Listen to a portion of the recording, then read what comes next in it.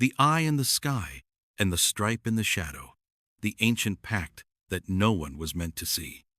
Long before the forest learned the sound of axes, and long before the sky was cut by smoke instead of wings, there existed an agreement older than hunger and stronger than fear. A pact made not in words but in instinct, carried by two guardians who never walked the same path, yet watched the same world. One ruled the canopy and the endless air beyond it. The other ruled the roots, the darkness beneath leaves, and the narrow trails where life decided who would pass and who would turn back. The eagle was called Kale, the sky witness, whose eyes could read the future in the movement of clouds, and whose wings wrote circles that reminded the world it was still being watched. The tiger was called Vara, the silent judge, whose striped body blended with shadow itself, and whose steps were so measured that even the earth hesitated before answering them. They were not allies in the way humans understand the word. They did not hunt together or share territory, but they were bound by balance, because long ago the forest learned that strength without vision became brutality, and vision without strength became surrender. Kael perched high on ancient branches, watching rivers shift, storms gather, and intruders move like small, restless thoughts through the green, while Vara walked below, muscles flowing beneath her coat, correcting what needed correction without cruelty or excess.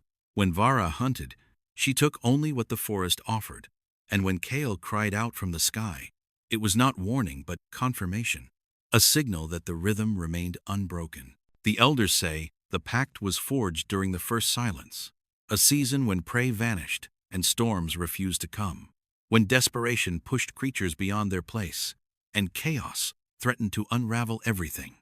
It was Kael who first saw the imbalance spreading like a shadow, and Vara who first felt it under her paws, the ground restless, the roots tightening. They did not meet, because guardians rarely do, but they acted together. Kael driving the herds back towards safety with shadow and scream, Vara culling only the weak, restoring flow instead of breaking it. When the rains finally returned, the forest remembered their names, even if no tongue ever spoke them aloud. The day humans entered too deeply, believing themselves unseen, was the day the pact stirred again. Kael watched from above as men moved carelessly, cutting saplings, leaving scent and sound where silence once ruled, and Vara felt the disturbance ripple through her whiskers like a bad dream. She did not rush.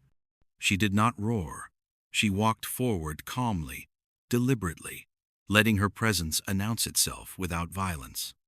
Kael dropped lower then, wings slicing air, landing on a branch above Vara, eyes fixed on the intruders, and for one suspended moment sky and ground aligned, vision and judgment standing together. The men froze, not knowing why their courage failed them, not seeing a threat they could name, only feeling watched, measured, weighed, and found unnecessary. Kael did not scream. Vara did not advance. They simply existed, fully and without apology, and that was enough. The men retreated, hearts pounding, stories forming before words ever did, and by nightfall, the forest closed behind them, leaves shifting back into place, roots reclaiming the trail. Even now, when the forest grows quiet in a way that feels deliberate, travelers speak of glimpsing a tiger moving like thought itself along the ground, and an eagle above, motionless yet everywhere at once. They do not attack, they do not warn, they observe, because the pact still holds that the world does not need constant punishment, only reminders, and as long as the eye in the sky and the stripe in the shadow remain, the forest will remember how to protect itself without ever raising its voice.